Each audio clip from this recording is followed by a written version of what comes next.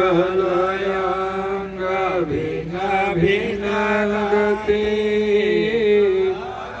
सबोध शुभ सार काहे कुएर करके कहो संशय हरण भव पार।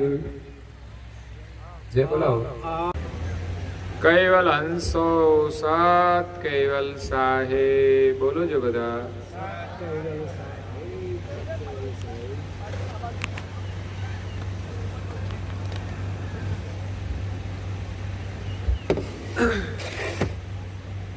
साधन युक्त सकल संजमनी इंद्रिय ग्रह जगम जाने विषय विलास हास विमलन की वृत्ति उलट घर आने। प्रेम भक्तजनों, ज्ञान संप्रदायना आद्य स्थापक अनंत ब्रह्मांडाधीश विश्वनियंता सकर्ता सत्कैवलना परम विशेषांश अनंत अंशोना तारणहार परम मोक्षना दाता कैवल धर्म धुरंधर महान समर्थ परम श्रेष्ठ परम विभूतिवान परम दयाळु परम कृपा निधि सर्वज्ञ दिव्य परम गुरु श्रीमद करुणा सागर महाराज विश्वभરના મનુષ્ય તનુધારી ચૈતન જીવાત્માઓને સંબોધીને યથાર્થ જ્ઞાનનો ઉપદેશ આપતા સ્વરચિત વિશ્વબોધ ચોસરા ગ્રંથના પાંચમા અંગના પ્રથમ ચોસરાની પ્રથમ ચોપાઈને વિશે સાધુ સંત યોગી અને વૈરાગીના લક્ષણોનું વર્ણન કરતા કહે છે કે સાધન યુક્ત સકલ સંજમની ઇન્દ્રિય ગ્રહાજ ગમ જાને।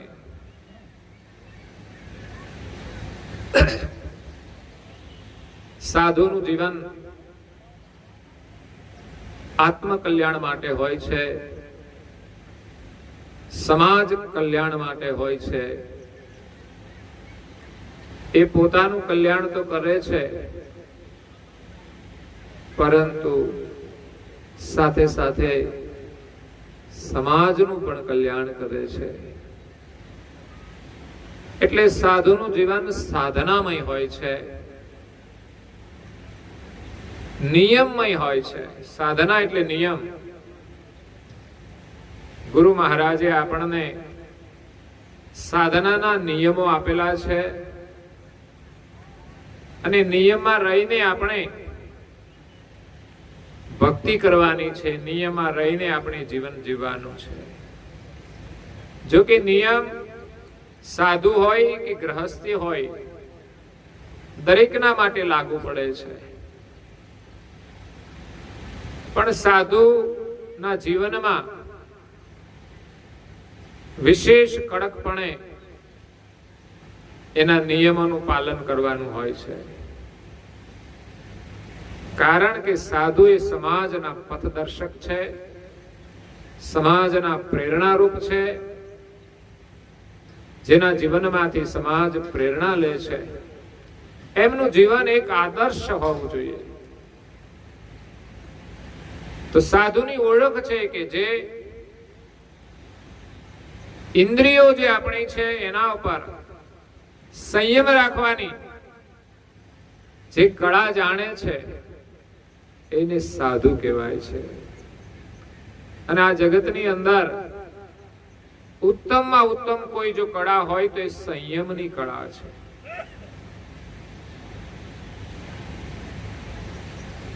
સંયમ રાખવો એ કોઈ સામાન્ય લોકોનું કામ નથી. જે જ્ઞાની હોય, જે સમજદાર હોય, જે શુરવીર હોય, એ જ જીવનમાં ઇન્દ્રિયો ઉપર સંયમ રાખી શકે છે. એ જ શુરવીરતા છે. એટલે સાધુનું જીવન સંયમમાં હોય છે.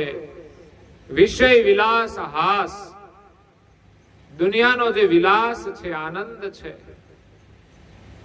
એમાંથી પોતાની વૃત્તિને પાછી વાળી અને વિમળ એટલે નિર્મળ આનંદની અંદર જોડે છે. આનંદ બે પ્રકારનો છે. એક લૌકિક આનંદ છે, બીજો અલૌકિક આનંદ છે. એક ભોગનો આનંદ છે, બીજો યોગનો આનંદ છે. એક ઇન્દ્રિયોનો આનંદ છે, બીજો આત્માનો આનંદ છે. સંસારમાં વિશેષતઃ લોકો ઇન્દ્રિયોના ભોગના આનંદની અંદર પચી ગયા છે અને એને જ સત્ય સુખ માન્યું છે. એની પાછળ લોકો દોડે છે, છતાં પણ એને પૂર્ણ સુખ મળતું નથી. ભૌતિક સુખની વચ્ચે પણ એ દુખી થયા કરે છે. એટલે જ્યાં સુધી આપણને સત્ય જ્ઞાન સમજાય નહીં કે ભાઈ આ ઇન્દ્રિયોનું સુખ એ ક્ષણિક છે, સાચું સુખ એ આત્માનું છે. એ આત્મા સુખની આપણે ખોજ કરવાની છે, એના માટે સાધના કરવાની છે. આ ઇન્દ્રિયોનો સ્વાદ છે, પણ એની અંદર આપણે વિરામ પામવાનું નથી. એની અંદર આપણે સંયમ રાખીને સત્ય સુખની પ્રાપ્તિ કરવાની છે. સંસારના ભોગ ગમે તેટલા મળી જાય, છતાં પણ આપણે જરૂરિયાત હોય એટલો જ ઉપયોગ કરવો જોઈએ. જરૂરથી વધારે ઉપભોગ નહીં કરવો જોઈએ. સંસારનું જીવન ઉપભોગ માટે છે અને મહાપુરુષોનું જીવન એના ઉપયોગ માટે છે. આપણી જરૂરિયાતથી વધારાની વસ્તુ આપણે કરવાની શું છે?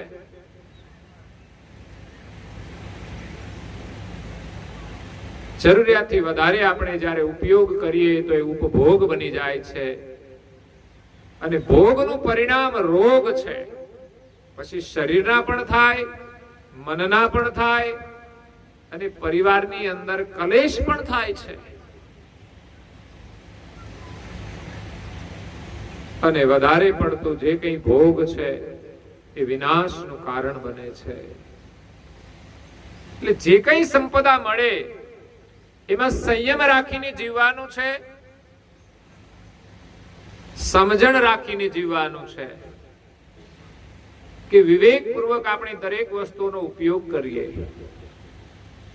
ખાવાની બાબતમાં હોય કે જોવાની બાબતમાં હોય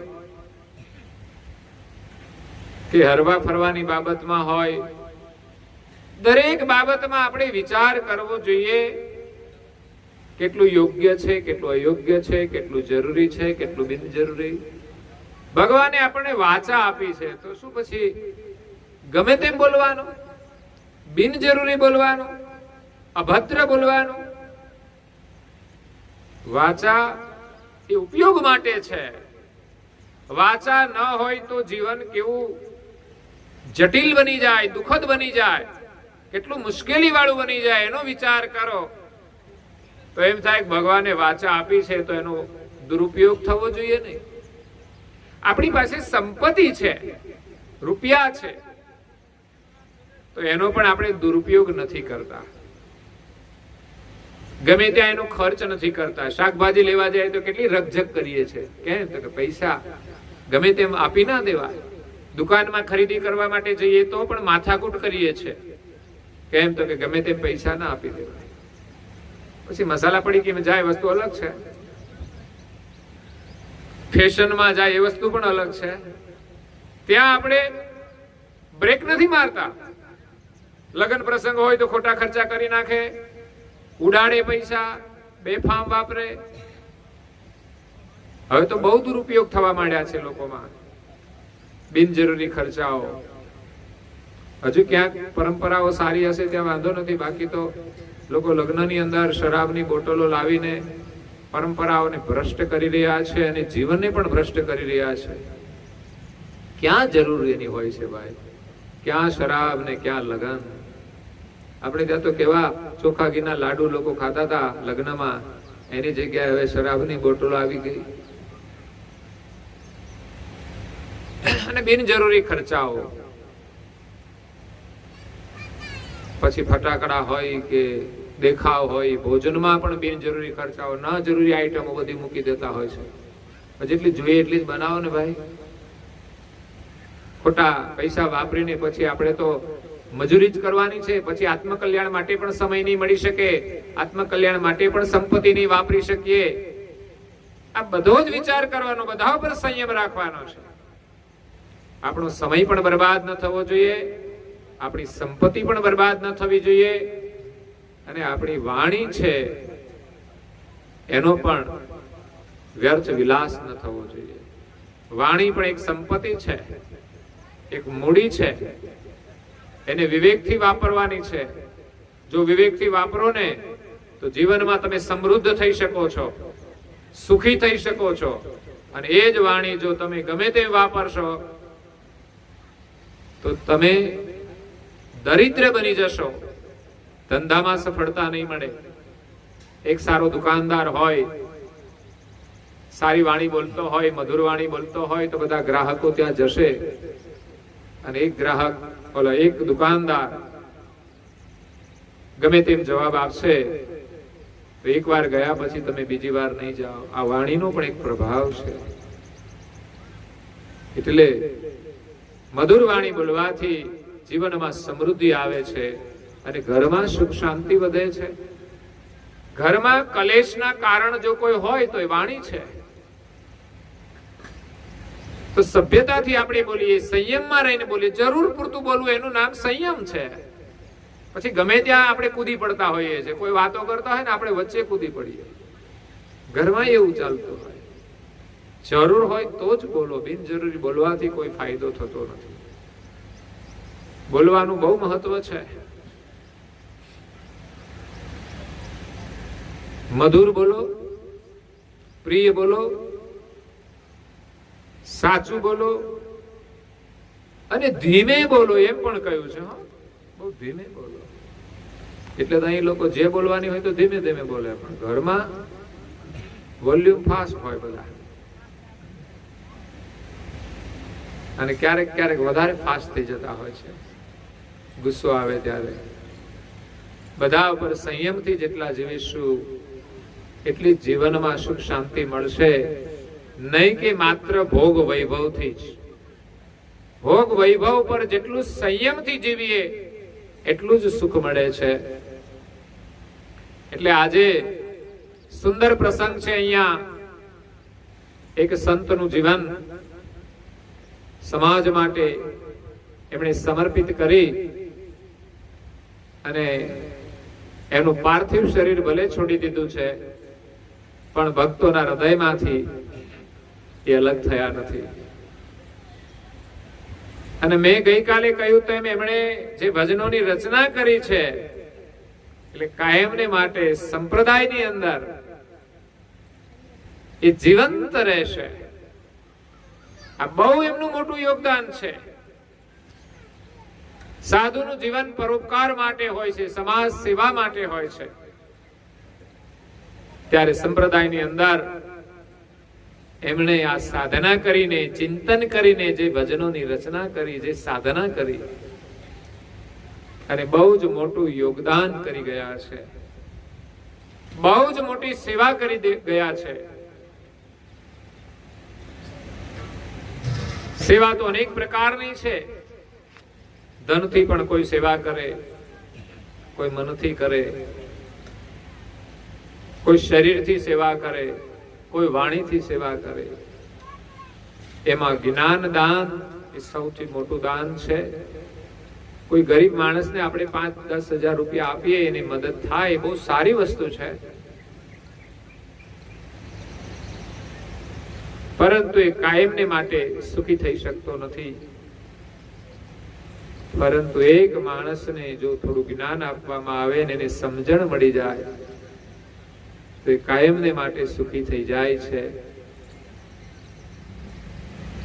તો જ્ઞાન પ્રાપ્તિ થાય એના માટે એમણે સત્સંગ દ્વારા જ્ઞાન તો આપ્યું, લોકોને પીરસ્યું. કઈ લોકોના જીવન સંસ્કારમય બનાવી દીધા, કઈ પરિવાર સંસ્કારમય બનાવી દીધા કે આજે એની પેઢીમાં એ સંસ્કાર આવી ગયા છે. અને એના ભજનો ગવાય છે. હું તો એમ કહું છું, ગાજો તમે. આ બહુ સરળ ભજનો બનાવ્યા છે. હજુ પરમ ગુરુના ભજનો એટલા નથી ગવાતા. એટલા ભજનો તુલસીદાસજી મહારાજ શ્રીના ગવાય છે અને ગાઈ શકાય એવા છે. બહુ સરળ છે. કઈ નહીં તો ધૂન ગાવી જોઈએ. આપણા પરિવારમાં એક સંસ્કારની પરંપરા ઊભી થાય. ઘરમાં કોઈ વ્યક્તિને ગાતા આવડતું હોય, કદાચ બહેનોના રાગ સારા હોય, એને વધારે ગાતા આવડે. અમારા ભાઈઓ તો વગાડે તો ખરા, કમસે કમ મ્યુઝિક તો એને વગાડતા આવડે હો પાછું. એટલે આ બધો સમન્વય કરવો જોઈએ. એક ગાય ને એક સંગીત વગાડે, છોકરા મંજીરા વગાડે, સંગીતમય બને, ભજનમય બને.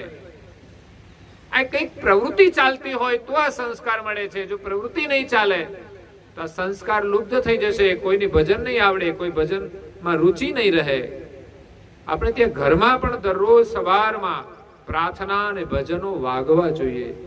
આજે બધા મીડિયા છે, એના દ્વારા, ટેલિફોન ફોન દ્વારા આપણા ઘરમાં આવું જો કઈ વાગતું હશે ને, કઈ સંભળાશે તો બાળકોને આવડશે, એમાં રુચિ થશે. જે વસ્તુ સાંભળી જ ન હોય એમાં પછી રુચિ નથી થતી. એટલે આ વર્ષ પરમ ગુરુનું 250મું પ્રાગટ્ય વર્ષ છે. એ નિમિત્તે આ પ્રવૃત્તિ આપણા ઘરની અંદર થવી જોઈએ, આપણા ગામની અંદર પણ થવી જોઈએ. ઘરમાં પણ તમે અઠવાડિયે એકવાર મળીને ભજન કરી શકો છો. ગામની અંદર પણ સાથે મળીને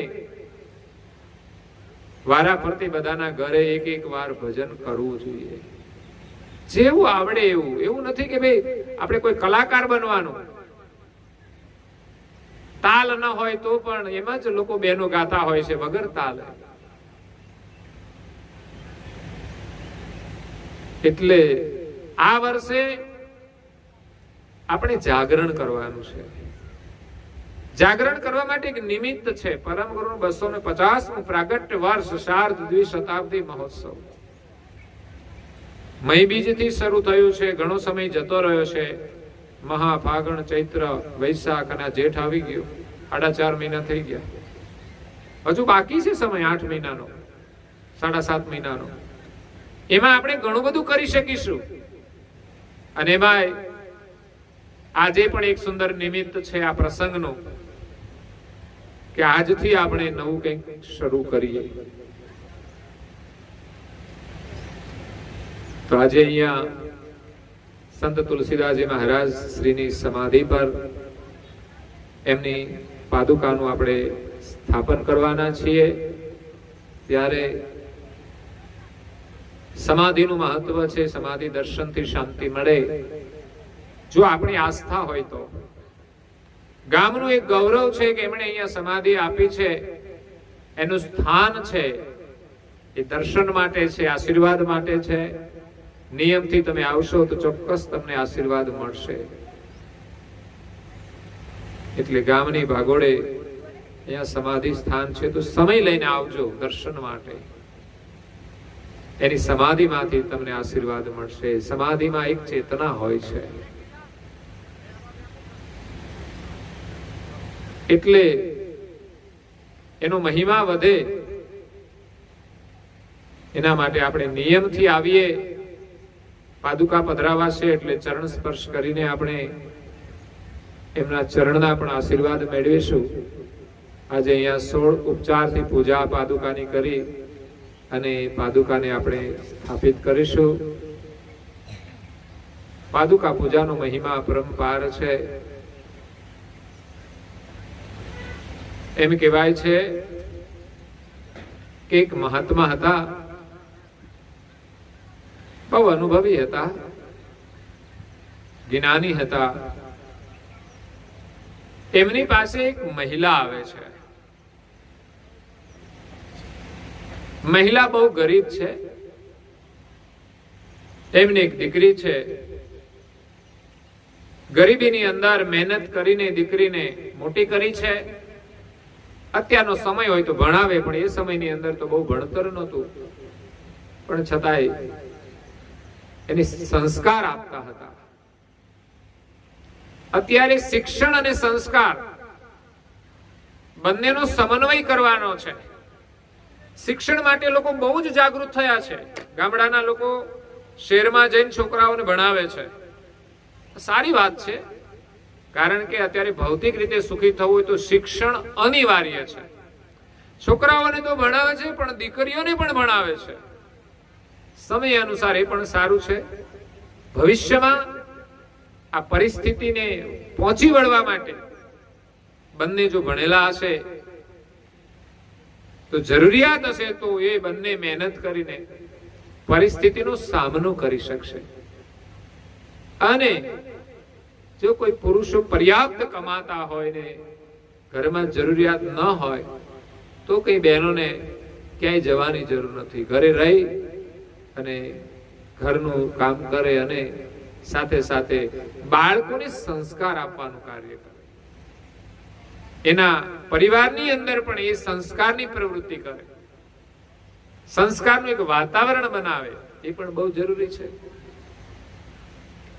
એટલે શિક્ષણ માટે જેટલા જાગૃત થયા છે એટલા જ સંસ્કાર માટે પણ જાગૃત થાય, એના માટે પણ સમય કાઢે. તો અહીંયા મહિલા એક ગરીબ છે, અશિક્ષિત છે, અને એની દીકરી મોટી થઈ, ઉંમરલાયક થઈ, એટલે સ્વાભાવિક છે કે એને પરણાવવી પડે. કઈ સંબંધ કર્યો, પણ પરણાવવા માટે એની પરિસ્થિતિ નથી. એ સમયની અંદર સમૂહ લગ્નો નહોતા થતા. આજે સમૂહ લગ્નોનું જે આયોજન કર્યું છે એક સારી વસ્તુ છે. ઘણાની એવી પરિસ્થિતિ હોય કે દીકરીને પરણાવવા માટે એની પાસે પૈસા ન હોય, કાં તો ઉધાર લેવા પડે. બેંકોની પણ એક વ્યવસ્થા થઈ છે. પેલા બેંકો નહોતી, કોઈની પાસેથી લેવા પડતા હતા. એટલે સરકારો યોજના કરે છે, એ પણ એક સારી વસ્તુ છે. પણ છતાંય માથે કરવા કરતાંય કે સમૂહ લગ્નો થતા હોય ને એમાં જોડાઈને કરવા બહુ સારી વસ્તુ છે. કે સમાજના લોકો સાથે મળીને સહયોગ આપતા હોય તો લગ્ન પછી પણ આપણા માટે સંપત્તિની બહુ જરૂરિયાત હોય છે. એકવાર માણસ દેવામાં ડૂબી જાય ને પછી બહાર નીકળવું મુશ્કેલ છે. એટલે બને ત્યાં સુધી ઓછા ખર્ચથી જો કામ થતું હોય તો ખોટા ખર્ચ કરવા જોઈએ નહીં. અહીંયા દીકરીને પરણાવવા માટે એની પાસે પૈસા નથી તો એ આ સંત મહાત્મા પાસે જાય છે અને વિનંતી કરે છે કે મહાત્મા, મારી દીકરી મોટી થઈ છે ને એને પરણાવી છે, તો કંઈક મને મદદ મળે તો સારું. એટલે મહાત્મા પાસે તો હોય તો આપે. અત્યારે તો મોટી મોટી સંસ્થાઓ છે, ધર્મસ્થાનો છે, એમના દ્વારા પણ સેવા કાર્યો થઈ રહ્યા છે. સમૂહ લગ્નો દ્વારા દીકરીઓને પરણાવી રહ્યા છે. બીજા પણ સેવાના કાર્યો થઈ રહ્યા છે. પરંતુ આ મહાત્મા પાસે તો એટલી બધી કોઈ મિલકત હતી નહીં. એ તો સંન્યાસી મહાત્મા હતા. પણ કોઈ ને કોઈ ભક્ત દ્વારા પણ એ મદદ કરી શકે. આમાં તો એવું છે કે સંત પાસે જવાથી કંઈક ને કંઈક રસ્તો તો મળે છે. સંતોના આશીર્વાદ હોય તો કઈ મદદ કરનાર પણ મળી જાય. એટલે મહાત્માએ કહ્યું કે અઠવાડિયા પછી તું આવજે. દીકરી થોડી નિરાશ થઈને બેન પાછી જાય છે. કારણ કે લગ્નને 1 મહિનાની વાર છે. અઠવાડિયું તો પાછી રાહ જોવાની વ્યવસ્થા માટે, પછી તૈયારી કરવાની. તો અઠવાડિયામાં આવતા વારની પ્રતીક્ષા કરે છે. એ દિવસો એના માટે બહુ લાંબા હોય છે. દુઃખના દિવસો બહુ લાંબા હોય છે.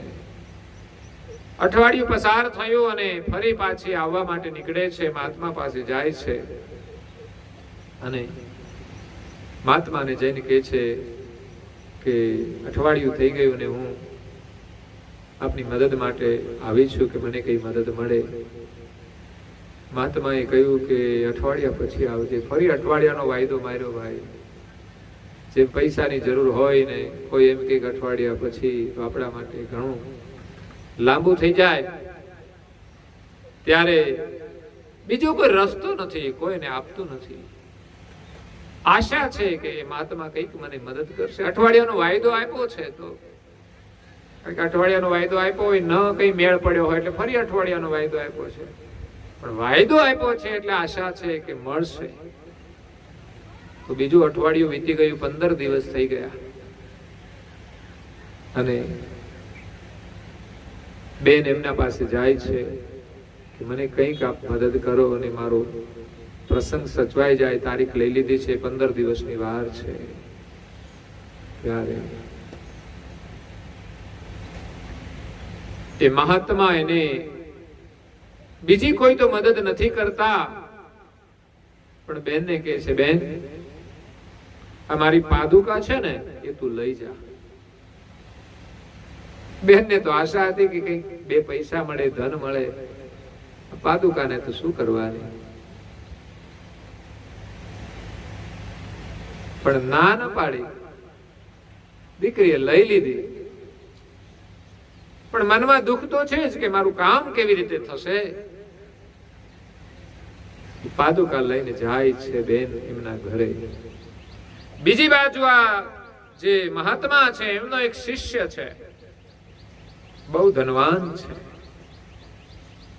અમીર છે, જેનું નામ છે અમીર ખુસરુ. સંસારમાં એની પાસે ધન તો ઘણું બધું છે, પણ એને એમ થયું કે હવે મારે કલ્યાણ કરવાનું છે. ધન બધું કરવાનું શું આટલું બધું? પૈસાની મર્યાદા છે હો ભાઈ જીવનમાં સુખ મેળવવા માટે. અઢળક સંપત્તિ હોય છતાં પણ માણસ શાંતિનો અનુભવ નથી કરી શકતો. એ શાંતિ ક્યાં છે ભાઈ? તુલસીદાસ મહારાજ એમના ભજનોમાં કહે છે, સુખ શાંતિ છે ગુરુ ચરણમાં, સાચું મને સમજાણો. ગુરુમુખી થઈને જ્ઞાન લેવાનો, એ મળ્યું છે આ ઉત્તમ ટાણો.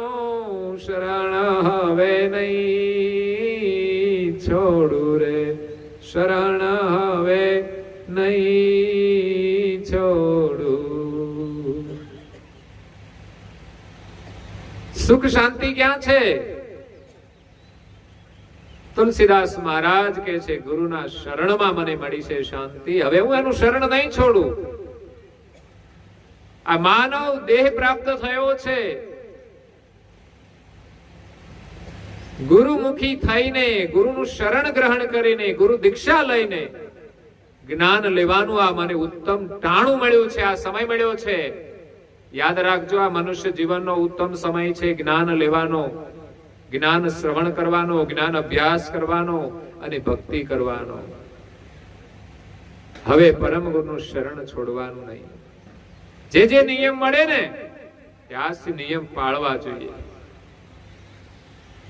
એક સીધો સાદો ભાલ તિલક કરવાનો નિયમ, કમસે કમ એટલો તો નિયમ લઈએ. મેં કાલ જોયું શોભાયાત્રામાં તો ઘણા બધા લોકો આવ્યા, પણ કોઈ તૈયાર થઈને આવેલા નહીં. કોઈક લોકો તૈયાર થઈને આવેલા કે જેમના કપાળમાં તિલક